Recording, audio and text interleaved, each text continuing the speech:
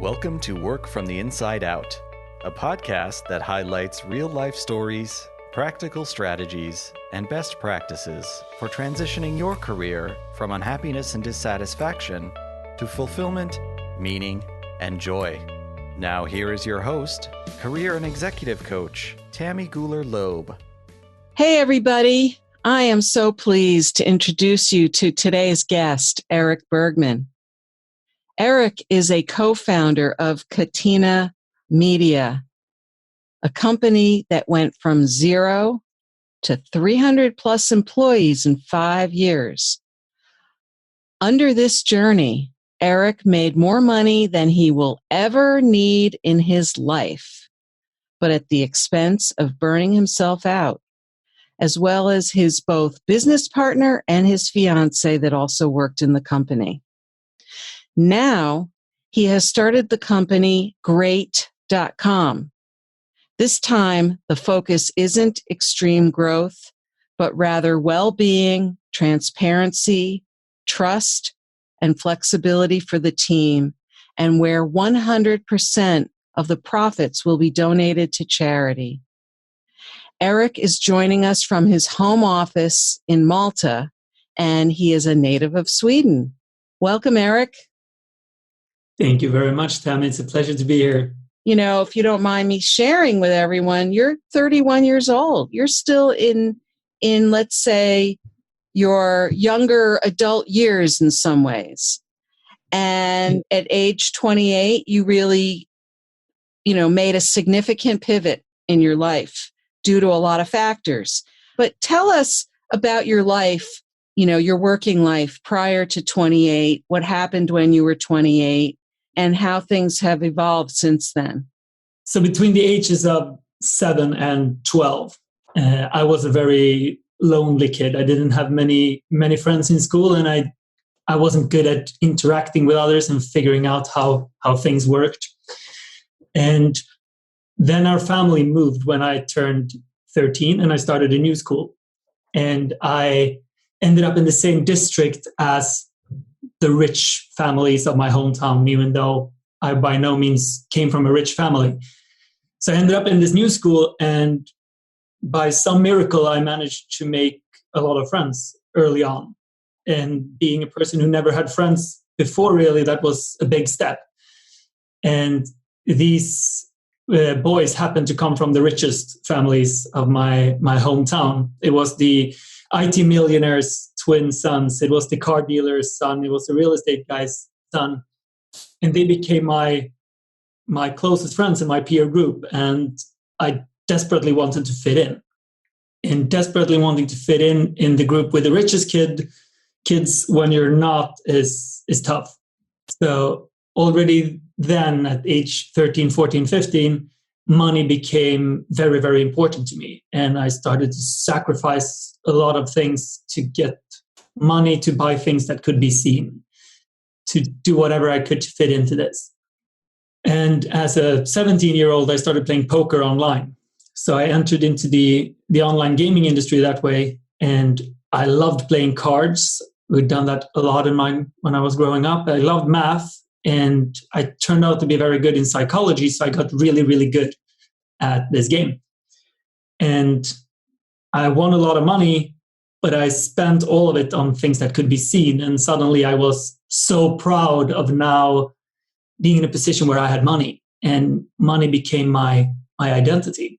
What kinds of things would you spend it on when you say things that could be seen? What did that look like? I'm curious. Yeah. So if you're 18-year-old boy and you have money, what would you spend it on? Maybe a car? I got a car. Yeah. A really nice car. A really nice car. Uh-huh. And I bought expensive clothes. I spent the money on champagne, which is always a good investment, a good term. Investment on champagne. I got an apartment. I was the first one of my friends who got an apartment. And yeah, I did all of these things, and I got a very expensive lifestyle. And then I stopped winning. Oh. So at age 19, when I was graduating school, I couldn't afford my apartment anymore, and I had to move back to my parents. So that wasn't really a proud moment. And money was still a big drive to me. It was this identity and behind a lot of things, and was one of the main reasons why I started companies. So I started building companies at age 20. And as you said in the introduction, that went, well, at first it went really horribly bad. I failed at tons and tons of things. And then I managed to have really good timing, get really lucky with a few things, and it turned, and things went tremendously well for the next couple of years. And at age 28, on my birthday, actually, we took that company to the stock exchange. And yeah, with that, I made more money than I will need in my life. Yeah, that's a longer bio of me. Well, that's quite a journey. I think it's something that probably a lot of people might not be able to relate to in many ways in terms of a path. I think there might be a lot of people who would say they aspired to some of that at that age, but you actually did it.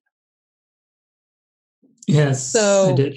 And just out of curiosity, what kinds of businesses were you trying to start? Which ones maybe didn't make it? What kind of business did you go public with? Okay, so the businesses I tried to start was, the first one was me trying to become a party planner. So I rented nightclubs and aimed to get a lot of people there and make money that way. And I invited all my friends, all the people I knew, everyone, and I told them that would be the best evening ever. And I remember standing in the door that night, and I had a long guest list, and some people came and they walked in and they looked around and then they left. And then some other people came and they looked around, they stayed for a little bit, and then they left. And this kept happening all evening until I realized that I couldn't get anyone to stay. And I remember leaving in tears. It was complete failure, and probably the event of my life where I felt the most shame of failing in front of everyone that I knew and everyone that I put myself out there to impress and do with. So yeah, I didn't become a party planner. I hid away for a while, and what I actually learned from that is that, so this was on a Friday, and I just hid away all weekend. I didn't want to talk to anyone. And on the Monday, when I had to get back to school, I was sure that when I get there, people would just laugh at me and point, and I would be the failure who tried to do something. And what fascinated me was that no one actually cared. No one said anything. And the by far worst thing for me that Friday was to think of, what will people say? What will people do about this? Right. But no one actually cared.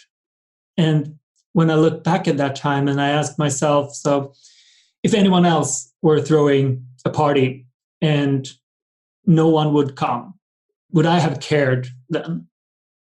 And the answer is no. Yeah. I wouldn't have cared. And so why would anyone care when I fail? And I think that's something that I brought with me into a bunch of other projects, that the main reason I've been scared of failing is what people will say. Of course, yeah.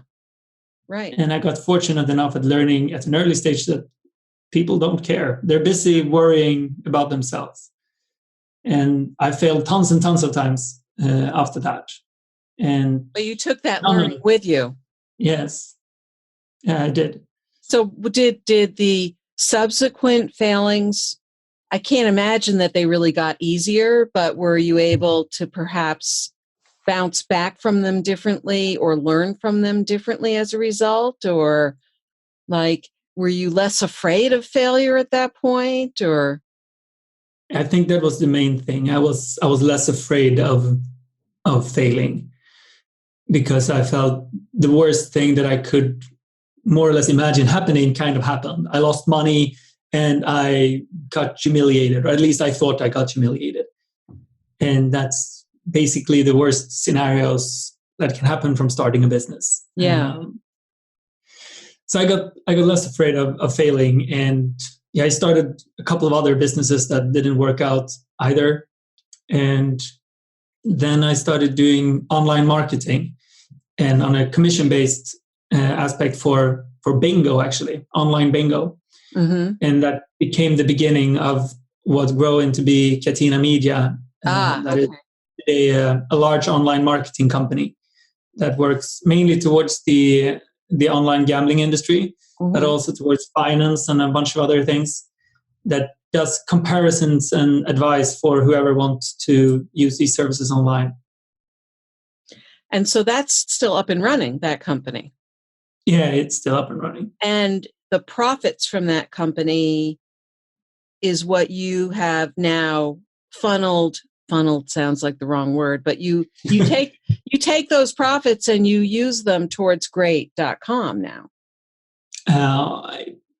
Is that in a sense? Yeah. Oh, okay. So we took that company to the stock exchange in 2016. Right. So the company went public, meaning that anyone can buy shares in the company. Right. So the NASDAQ and these kind of things. Right. And I sold a large part of my shares in the company then. Oh, okay. And that's the money that I'm today using for starting this business. I see. Okay. Got it. So what compelled you to step away then from that and sell your shares? So as you mentioned in the introduction, again, I got severely burned out during this. I saw my childhood friend Emil, who I founded the company with, who we were born in the same hospital on the same day by parents who knew each other. Wow. Yeah, so we've been around. And if I got burned out, he almost died. It would take him 3 years to recover. He was in really bad shape, mainly for me pushing him too hard, I would say. Wow. I was focused on these goals and these targets. And he was a happy computer genius that just wanted to do his thing. And I pushed him to work harder than was reasonable, and didn't really pick him up doing so. So during this journey, I got all of this negative associations to working or to my health, to my relationships. I took a lot of shortcuts to build a company with extreme growth. And honestly, the last year before we went to the stock exchange, I just wanted to get out of there because I didn't think that I would last. And on the day on the stock exchange, you get to ring the bell. Yeah. There is a picture of me ringing the bell, and I'm just screaming, and can see this. I'm white as a ghost. You can see the veins on my throat, and there's no joy in my eyes. There is something else, like anger or relief. It's just widely spread open. And to me, that picture symbolizes a lot what I was feeling right there. I couldn't really get to the joy of the accomplishment. It was more the relief of surviving, that I realized that this wasn't healthy. I were not doing things in a way that was good for my health or my soul or for my relationships. And so that's, I just wanted out because it didn't feel sustainable. The way I did it, the way I pushed myself wasn't sustainable. Yeah. Well, and it sounds like it impacted, how you felt about yourself, and then also a lot of relationships around you. Yes, definitely. Yeah. So what happened after that? I mean, I know that you hit a pretty low point at that. It's interesting here. You hit what looked like a high point, right? And yet, you look at that picture and what was really going on. Yes. So for a while after this, settled in a bit, and I realized, okay, I did this, and it was a big relief. And I got to a point where I felt super happy and super proud of what I've done. I realized that I will never have to work a single day in my life again. I have total freedom, and I can do all of these amazing things. And I'm so fortunate to be in that position. And this total euphoria of reaching a goal, how long do you think that feeling lasts? 10 minutes. For me, it lasted a bit longer. I'm sure it's been 10 minutes for a lot of people as well. For me, it lasted for maybe 2-4 weeks, and then kind of settled in. I realized that I still have the same issues with my girlfriend that I did before I got money, and that didn't change. She didn't go away, and I got sick. I realized that, okay, things are back to normal. The regular challenges are still there, and that kind of took the air out of me a bit. But I reached this. I did this. This was everything I fought for. This was everything I sacrificed. Right. Now it should be, unicorns and rainbows everywhere. Yeah. And it wasn't. So I think that what happened was that all the sleep that I had neglected, all the health aspects that I had pushed away, all the things that I had just set aside to accomplish this, those things caught up with me. Yeah. And I lost the motivation for everything. I had been building this because I wanted to reach a certain point. Right. Because I saw that point as heaven on earth. In a sense. I thought that I'd reached a high point, as you mentioned, but I didn't feel the high point. I felt something completely differently. And yeah, that was the short term after, at least. Yeah. So you recognized, clearly you had to have recognized that something had to change then. Yeah, for sure. At first, I started not distracting myself so much. So after running at 100 miles per hour constantly for years towards a goal that was a big pile of money, and now feeling that I had to just sit and see what's now what then. Right. So I felt a lot, and I started talking a lot to people from an emotional aspect. Okay, if money or material things wasn't the key, at least not for me, then what is? Right. And I asked that question to a lot of people and talked to a lot of people, and I asked myself that question a lot of times, and I couldn't really get to an answer, but I kept looking. And I ended up involving myself in a lot of different charities. And I come from a family where charity is a very important aspect of me growing up. A common conversation by the dinner table was some of the world's problems and what can we do to fix them, how can we help? So I think that's one of my core values way back and very deep within me. But ever since money got into the picture, I just stepped out of that core value and I walked on a path of how can I make the most money possible. Yeah. So I didn't stick to what I grew up with. I didn't stick to my core in any way there. And now I'm then 29 or something like that. And I'm starting involving myself in some charities. Mm. And for the first time, I can feel that I'm actually stepping back into these values, and I'm finding something within myself that I have been neglecting. Mm. And I went to Africa. I visited a school that we helped fund down there. I got to meet all of these amazing kids. I got to see what changes can be done. I had some very powerful experience there where I felt like, wow, I want to get back in this path. So that was 2 years ago, right? Yeah, that's 2 years ago. So what does your life look like today? You went back to your core, you went back to your roots. And are you still involved with Catena Media? Yeah, I'm still a shareholder. Okay. But no... You're not running it? Not at all. So I stopped working about a year after that. So I stopped working late 2016 with that company. And that was just before I went to Africa and these kind of things. And after doing this, involving myself in these various charities, I felt like I want to do something more similar to this. And I thought about starting schools. I thought about studying medicine. I thought about all kinds of things and asking myself, where can I make the biggest difference? What do I enjoy doing? What am I good at? where does it make the most sense for me to be? And I realized that the things I've been doing my whole life is focusing on building things and making money from them. Mm. I can find a way of doing that where I then give away all the profits in a very smart and mathematical way, then that will make the biggest possible impact that I can do. It will be more efficient if I build another marketing company and give away the profits than if I go to Ghana and set up a school. Mm-hmm. There are a lot of people that are better suited for that than I am. Yeah.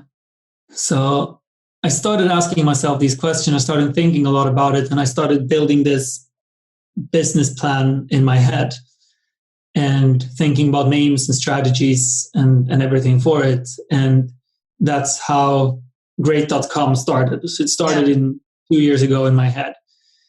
And we've started really focusing on building it now in the last 4 or 5 months. So it's very new. Yeah. Where aim is then to create another marketing company. But this time we will, instead of focusing on building it as big as possible in 5 years and making as much money as possible to the expense of mine and other people's health, I've asked myself the question, how can we build this in 50 years? How can we love what we're doing, enjoy what we're doing, hopefully build it a lot bigger in 50 years than I could have done it in 5, but not even thinking about the 5-year perspective. What is that? What does a project look like if you want to do it for 50 years? I mean, what would you want to do for the rest of your life? What key factors would you need? Yeah. Are you still answering some of those questions? I'm answering lots of them. Well, I'm trying to answer lots of them. Yeah. And some things I've found that is very important to me is flexibility. That I probably work 6 or 7 days a week, but when I used to work 12 hours a day and brag about it, now I work maybe 5 hours a day and I'm very healthy with it. And that works for me. Yeah. I'm not suited for the 9 to 5 things. Right. It's not ideal. So I'm asking myself, how can we build a company where there is full flexibility, where everyone does that?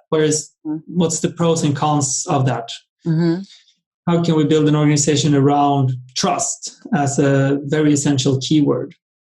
If you can have this flexibility, trust will be super important. And I believe that the relationship between all the people and with the company, for that matter, trust is such a key thing. And I've neglected that in my businesses in the past. So the last 2 years have really been quite different for you then. Yeah, very different. Yes, I've been on this journey of emotional transparency or connection and vulnerability and all kinds of fancy words. Soul searching, or I don't know what to call it, meditation. And you have changed a lot of my perspectives. And a big part of that has been I've changed it to how can my life be as good as possible in the long term? What can I do today that will make Erik 50 years from now be as happy as possible, rather than what can I do today that make Erik a year from now be as happy as possible? I've never had a long-term plan with anything. I've just done things. Yeah. So a lot of these things have changed over the last 2 years, and my priorities have changed. And I guess that's the key to all of it. Yeah, no, clearly your priorities have shifted significantly. And yet, like I said, you're taking some of the tools in your toolkit with you that really can allow you to support the values that you're living with now. And and I know that you're involved with there is this school in Africa that you are involved with now. Is that right? Yeah, that's correct. What are you doing with that? I'm curious to hear about that. Yeah, okay. So there is this school in Ghana, in a village called Buswa, that a friend of a friend started, and he did this amazing job down there. And I went there to visit them, and I got to be a part of the class. And the school here, it's about computers. So the kids learn computers, and it's completely voluntary. It's outside of school schedule. we had 70 seats in that school. So it's a small school building, and that they're cramped together.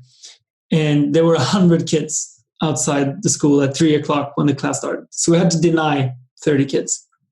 We couldn't do anything else. We couldn't fit them in. And trust me, we tried. So school starts, and these kids, a year ago, they've had their first classes. And they were learning about computers. And the class one was, okay, this is the electric cable. You plug it into the wall.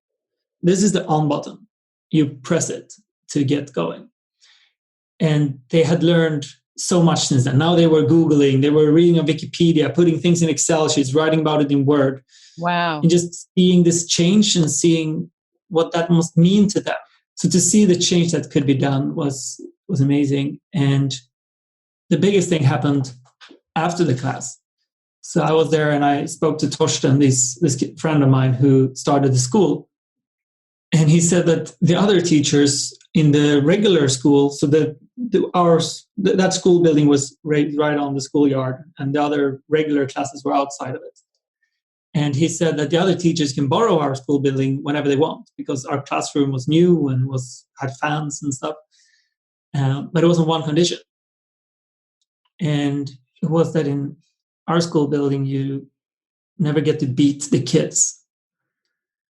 And to me, it became a very strong situation, because it was so obvious to me that you never beat kids.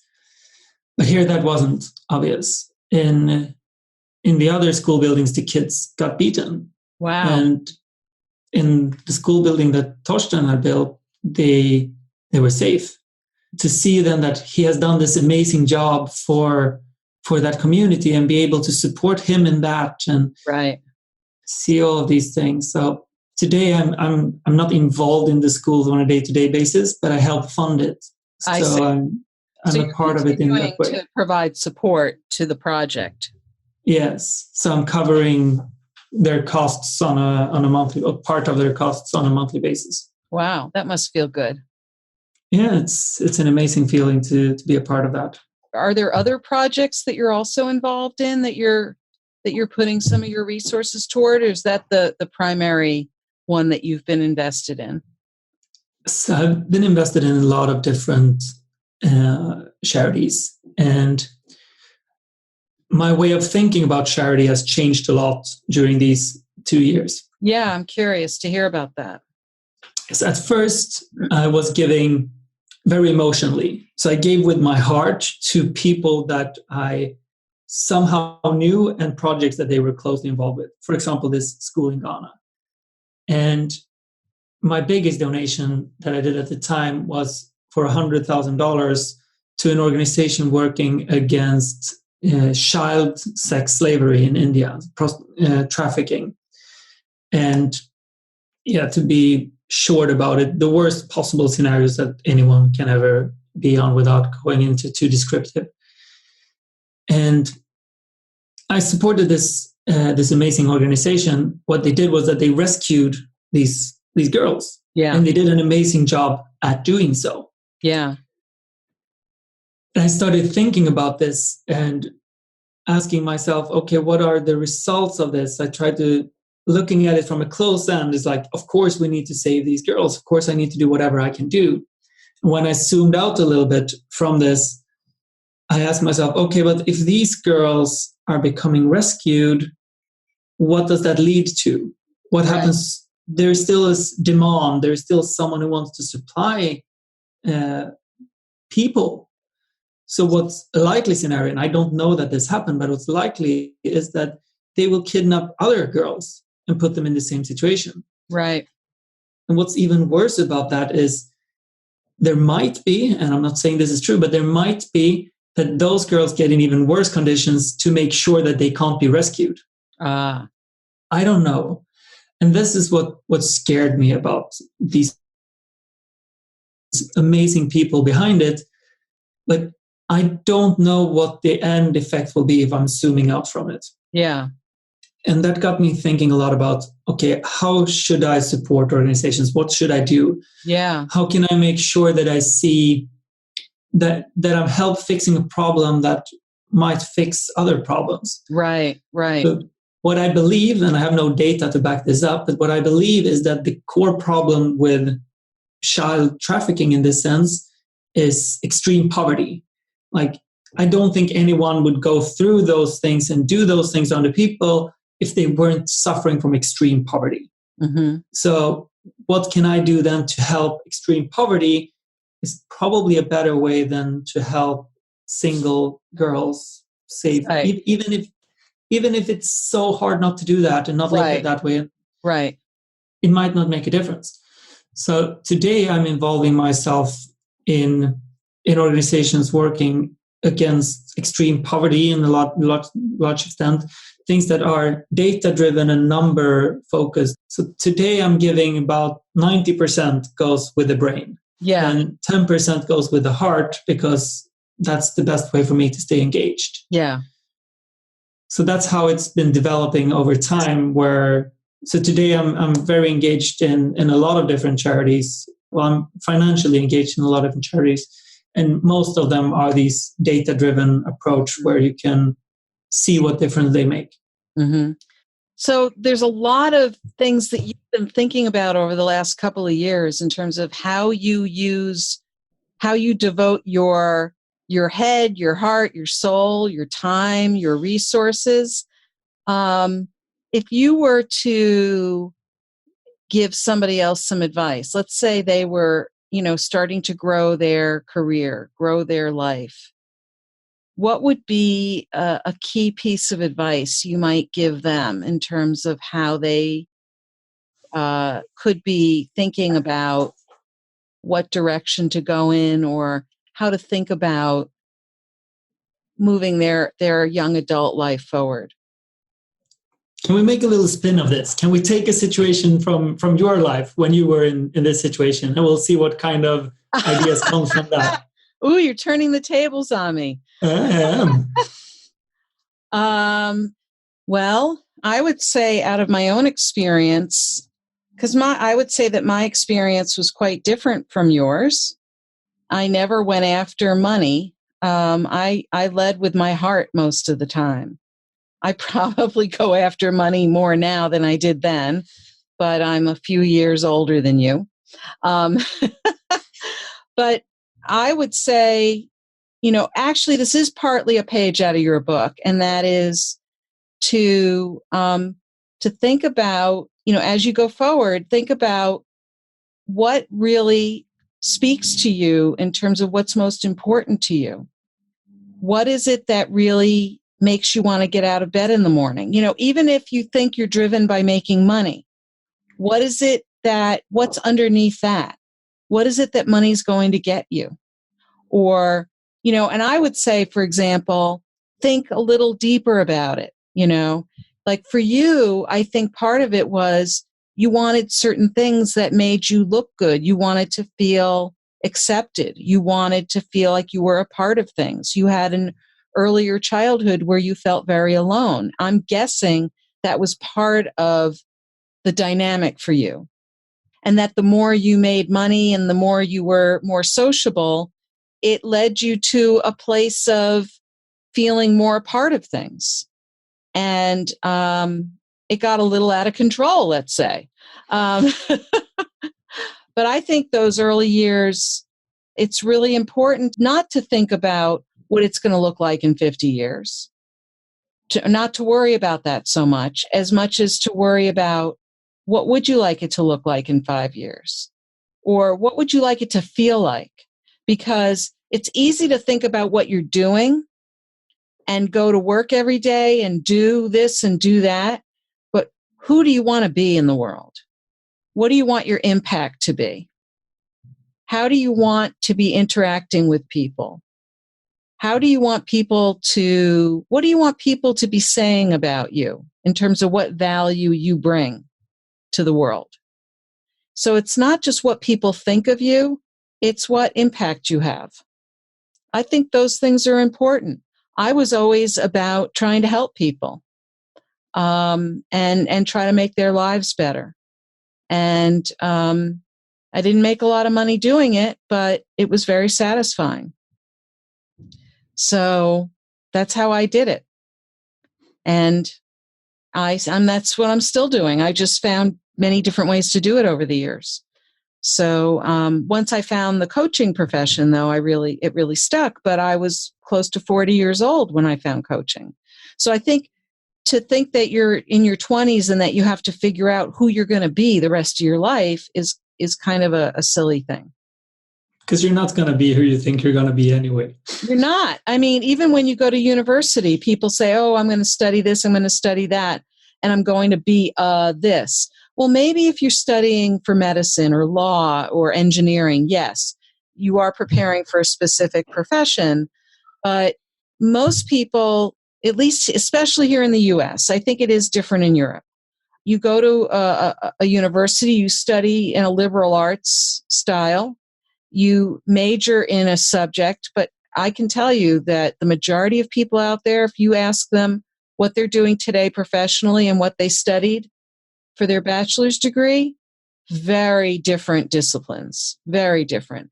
So I say, be open to what shows up and be open to who you are. Know yourself, because if you don't know yourself or don't try to know yourself, it really does lead you down a path of trouble. And I think that's why you had some of the experiences you had, was you weren't being yourself. You were trying to be something else. And a lot of people go there. Some of them maybe don't go to the extent you went to. Not everybody gets to ring that bell. But, hey, you're where you are now because of it. And you're getting to make a huge difference in a lot of people's lives now in ways that many of us really only dream about. I talk about this all the time.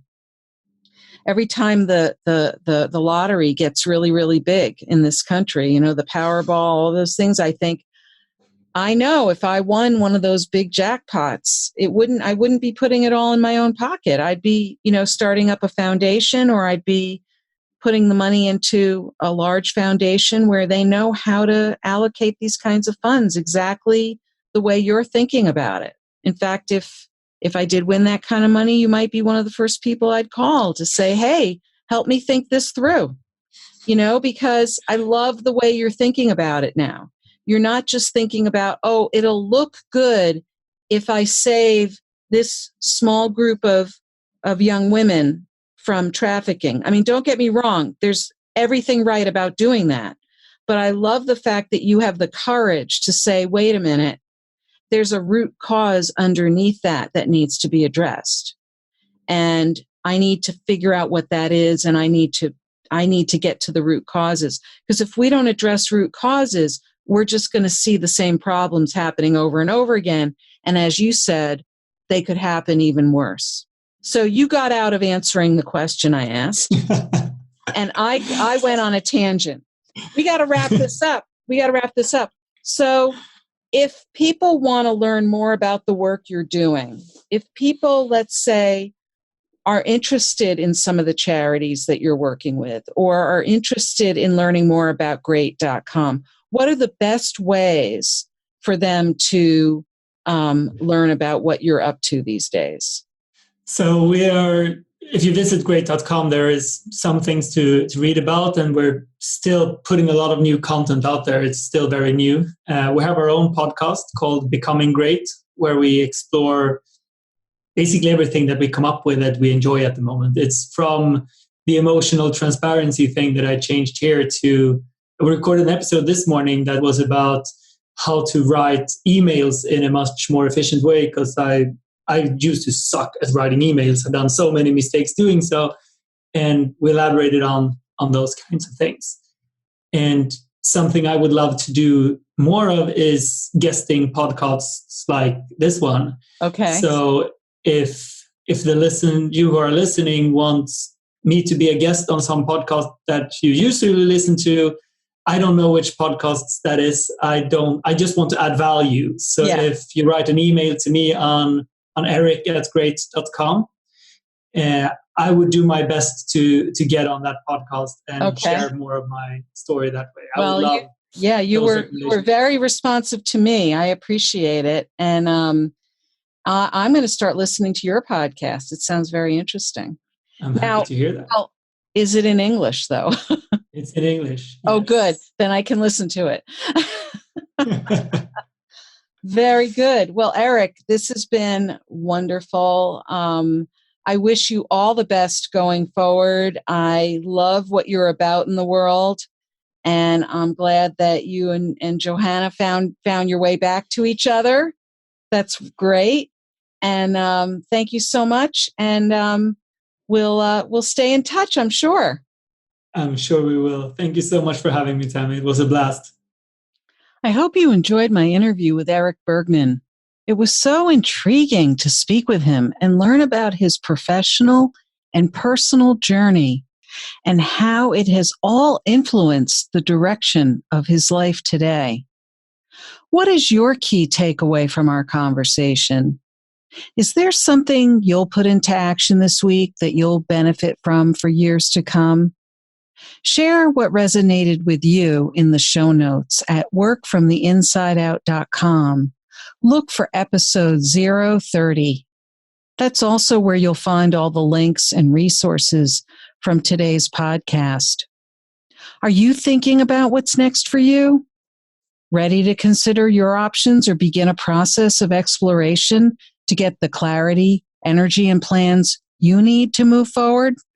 I am piloting a small group for 4 to 6 professional women who are curious, willing, and ready to engage in a 3-month program that offers the information, inspiration, and support you need to get where you are going next. Cohorts are beginning in September 2019. By the completion of the group, you will be refreshed and ready to take on new endeavors. Interested? Questions? Contact me through my website or by email, and we will schedule a conversation to explore the possibilities. If you enjoyed this episode with Erik, please share it with your friends and colleagues. And don't forget to subscribe so you don't miss next week's show. Remember, subscribing is always free. Are you enjoying the podcast? I would love to read your review on Apple Podcasts. It's easy to find my page at tammygulerloeb.com/Apple. Thank you so much for listening. And remember, it is never too late or too impossible to increase your sense of fulfillment and satisfaction in your work and other meaningful activities. Let me know how it's going for you. And who knows, maybe you'll be my next interview on this podcast. Bye for now. Thank you for listening to the Work from the Inside Out podcast. For more information, you can find us at www.workfromtheinsideout.com.